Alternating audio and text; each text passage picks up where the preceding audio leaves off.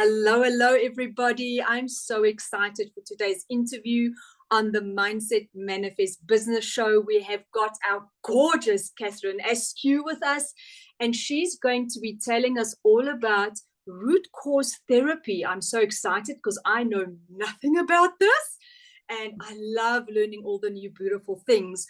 So, Kathryn, as a quick introduction, let me just read your intro. Root cause therapist, this is who Kathryn is, a trauma-informed coachsultant. I love that. A coachsultant and mum of 3 grown-up sons. Kathryn is passionate about helping women between the ages of 20 and 55 who are anxious, burnt out people pleasers. Yes, to feel calm and in control and confident to set boundaries in the important relationships in their lives. Working with both conscious and subconscious mind, Kathryn is able to help you identify and release the trapped emotions which are keeping you stuck in unhelpful patterns of behavior. Having moved past many of her own limiting beliefs and constantly working on herself and upskilling, Kathryn is the perfect blend of empathy, knowledge, and experience. Oh, I love this so much, Kathryn. So thank you so much for coming on the show. I'm so excited to chat to you. Tell us all about this. Tell us about your journey. Tell us how you got into the healing space. And I'd also love to know a little bit about these limiting beliefs that you overcame. I think that will help people even understand if they're in the same situation. Yep, no, definitely. So I only really got into the healing space sort of a few years ago, and my dad passed away when I was 4. And so pretty much, over 40 years, I couldn't even talk about him without getting really teary.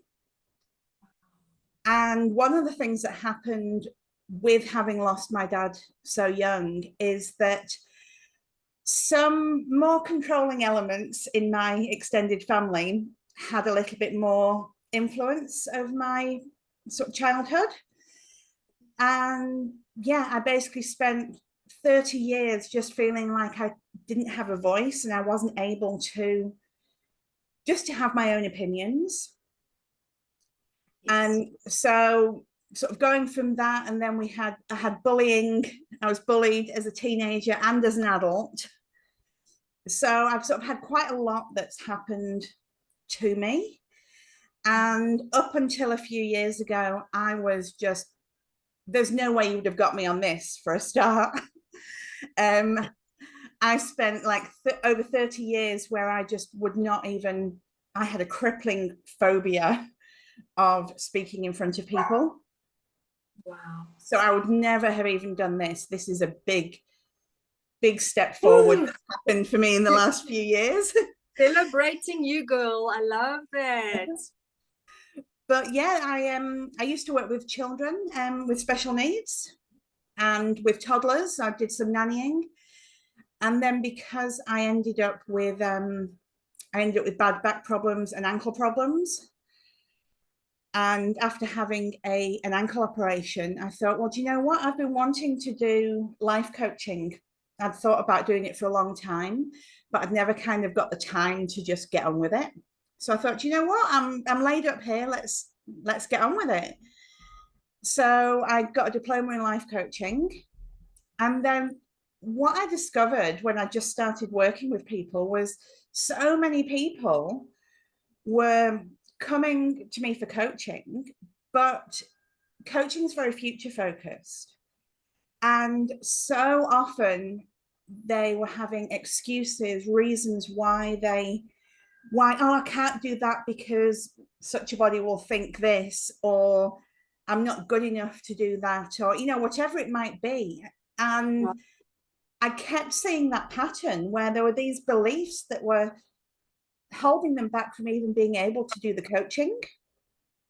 So I kind of had a look online. I was looking at hypnotherapy, completely randomly came across root cause therapy. I had never heard of it. Wow. Thank you, universe. Exactly. And I looked into it and I was like, oh my goodness, that is exactly what I want.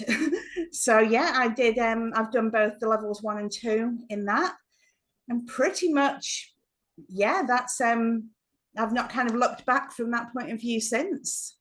Oh my gosh, that is amazing. Tell us, so what you do is that you work life coaching and then you access limiting beliefs and you blend the two together, right? So tell us, how are limiting beliefs even formed? Like, where does it come from? Why do we have these blocks? So pretty much all of our beliefs are formed before about the age of 7. Okay. And we're like little sponges before the age of 7, and everything just goes in. And what happens is, if you have an event happen and it's got a real emotional impact on you, if at the time you're either not able to, or it's not safe for you to process those emotions, the Right. emotions, it doesn't get completed.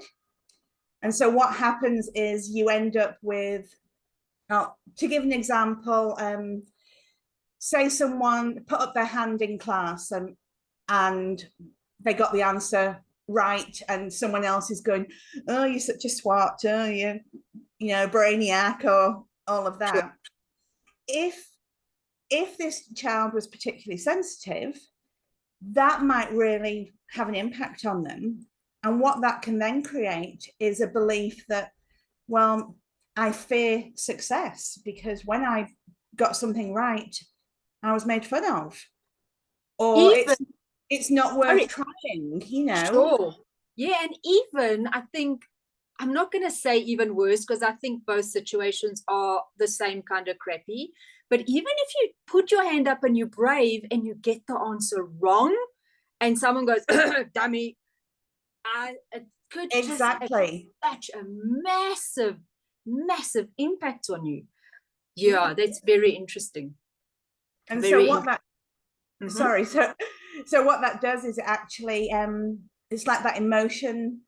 So in that case, it might be embarrassment, it might be sadness, but those emotions remain trapped in your nervous system. And so whenever something happens now and you're worried that you might make a fool of yourself, or it's just like, it's not even worth trying because even if I do really well, people are just going to be mean to me. All of these beliefs can get formed from what, when we look back, might seem something really tiny. Mm. I mean, I've worked with, unfortunately, I've worked with several young women who've had sort of some quite big sort of abuse type traumas. But ultimately, the nervous system works in the same way, whether it's what we would normally think of as a trauma, like death or abuse, or Sure. whether it's, you weren't allowed to have the last biscuit on the thing, and you, oh no, you can't have that, and you Yeah, create the belief that you can't have what you want in life. sure. Sure. So it's also very subconscious, I'd say, because you say you work with the subconscious and the conscious. So often we don't even know what that little thing is. So do you go back to childhood to try and find that specific event? Or do you just work around, okay, they're having this issue, let's find the limiting belief. And probably that event would percolate to the surface with the coaching and that. So the way root cause therapy is sort of different to lots of other types of therapy is we have a testing sheet that we do each week. And part of that testing sheet is actually, we've got a list of, it's about 20, 25 of the most common limiting beliefs that people have. Right. And I don't know, do you know much about kinesiology? Little bit, yes. Years ago, I went to a lady. Yes, a little bit. The tapping the So, body responses. yeah, exactly. And so this is like, if you imagine you've got a pendulum that goes Yeah, backwards and forwards, sure, this sure. is like you're your own pendulum. Okay, yes. So so the client stands there and they repeat the limiting beliefs after me, and their body automatically goes forwards or backwards, depending Yes. yes or no. Right. So that's how we find, because as you very rightly said, we don't always know. Some of Yeah. this, we might know, oh yeah, I'm not confident or whatever, Yeah. but It's there's just who so I am. many things that you Yeah. don't actually know on that Yeah. conscious level. So that's how we actually find it out. And then once we've got that, so say the belief is, I fear being alone, just to Sure. pick one of them. We then we go into the healing side of things, and we ask the subconscious mind, what was the very first event which created that belief? And then it's like timeline therapy. There's elements of several different modalities kind of all in one. And so it's like with timeline, where you go back along your timeline and you drop into whatever that event might be. And the big part of it is releasing the emotions. It's about, okay, these are the emotions that they're feeling. They feel it in their body. So they might say they feel anger, as a tightness in their chest, for example. And then we basically work through to get rid of those emotions. How do you do that, Kathryn? Like, do you use a specific modality? I use a lot of EFT tapping, especially with Dr. Joe Vitale. He uses a rapid EFT. Love that one. Ho'oponopono, shadow work, breath work. How do you release those emotions for your clients? So, I mean, it's very much, it's that somatic type of healing. So Right. it's very much about getting them to feel it in their body. As I say, Yeah. it might be a tightness in the chest. And then we actually dial it up like it's a volume button. Right. I love And then that. when it gets to a certain level, it's about just sitting with that feeling and waiting for it to start to subside. And I mean, that's actually one of the things that many people don't realize, is that just actually sitting with an emotion, it can help it to process. People can be so afraid to feel those big emotions. Yep. So they numb through social media or eating or drugs and alcohol and shopping and Yeah. all the things. I don't want All to feel things. too scary. And it's so beautiful when you just sit with it, how unscary it becomes. It's beautiful. And apparently, I don't know what where it came from, the science, but apparently it only takes about 90 seconds for an emotion to process. Wow, that's interesting. So it's like, what would you rather do? Do this and be brave and have those emotions and feel them, or spend the rest of your life kind of dealing with them? Yeah, staying small, not doing what you love to do, hiding. Absolutely. Yeah. Oh, that is so lovely. How long does a typical session take? So the first session normally takes the longest, because we do a lot of explaining as well, and obviously with a new client, I like to get to know a little bit about what's going on for them. So it can take anywhere between an hour and 2 hours. I always put aside 2 hours for a root cause therapy session. But yeah, sometimes it depends how fast people process things as well. Some people process faster than others. Some people, maybe it's a particularly deep event that can take longer for us to go through the learnings. So it's very, very flexible from that point of view. It takes as long as it takes from that point of view. Different for everyone, yes. Yeah. And 100%. and then, so it's actually basically the same question. Would you see a result in that session, or would you sometimes have to book a second session to get the result from the first session? or do you work on the same issue over multiple sessions? Like, again, it varies yeah. depending on what people sort of come to me to work on.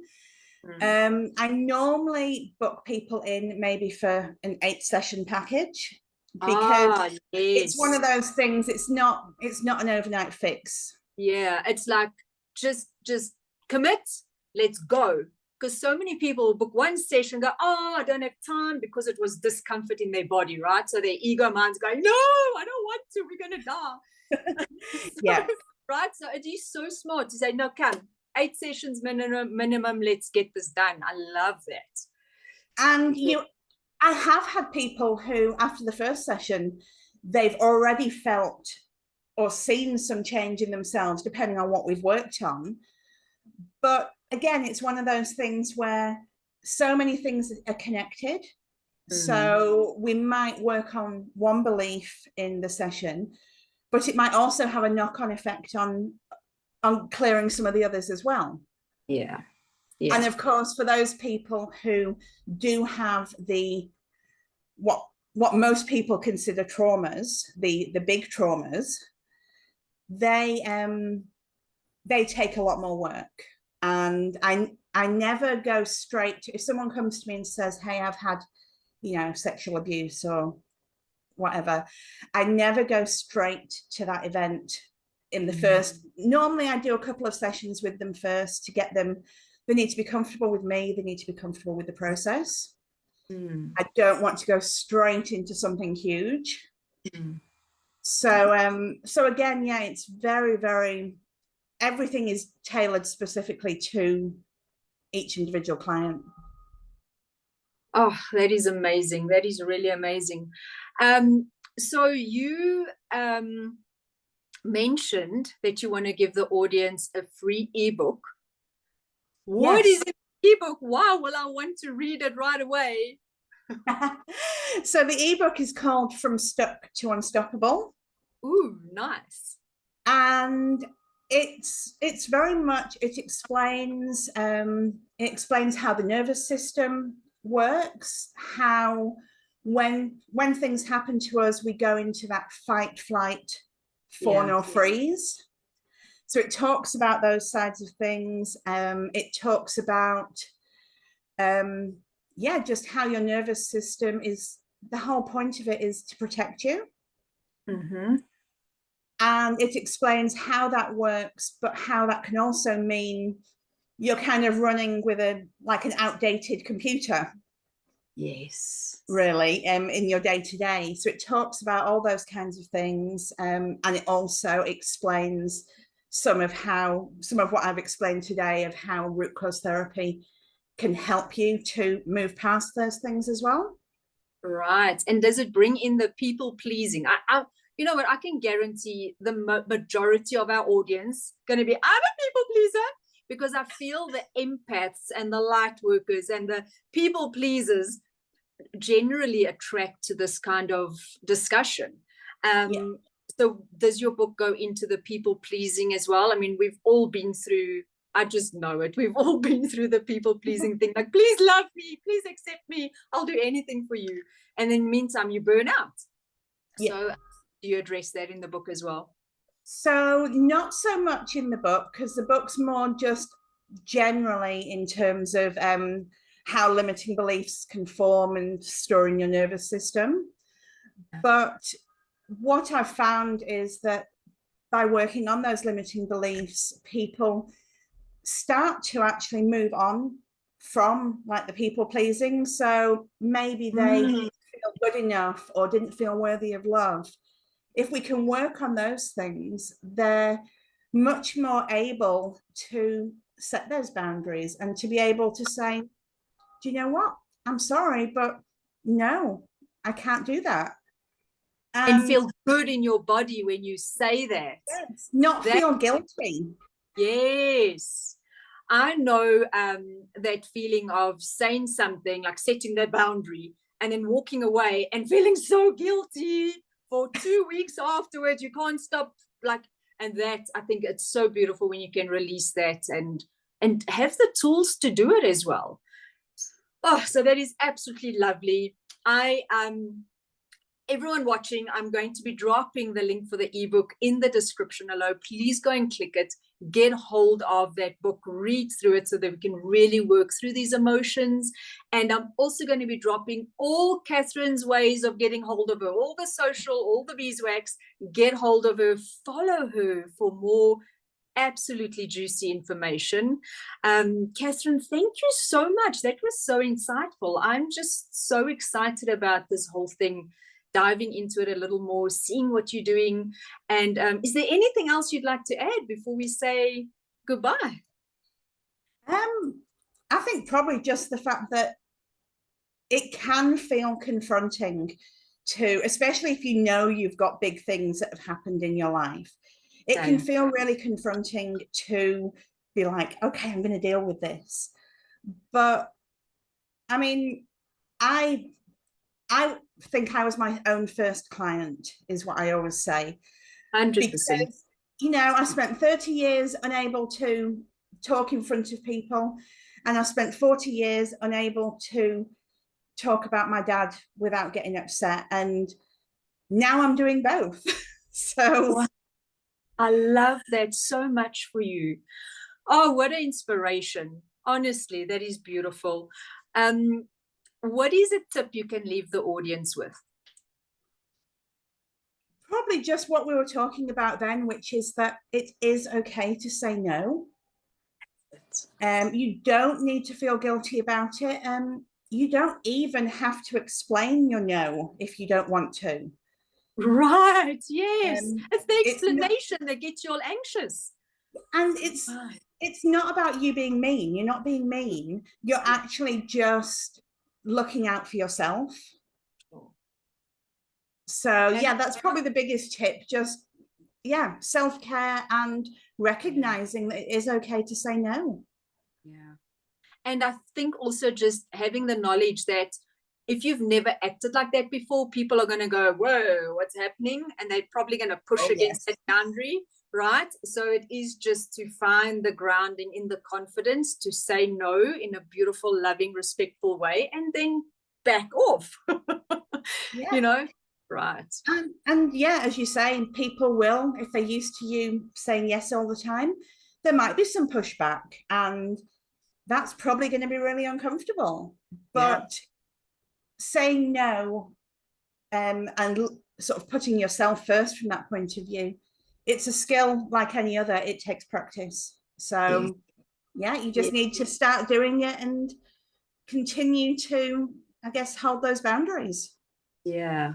Oh, so beautiful. Thank you, my darling, so much for coming on the show. It has just been absolutely wonderful connecting to you. And I'm sure the audience is going to feel that beautiful energy and connection with you as well. I really appreciate your time and your effort for showing up. Thank you so much for having me. Oh, you're so welcome. You're so welcome. So guys, jump in the comments if you want to ask Kathryn any questions in the comments, and also have a look in the description so that you can get hold of her and reach out and really just tackle this and get rid of those limiting beliefs so that you can thrive in life the way you are meant to thrive. Thank you, everybody. Sending you lots of love. Until next time.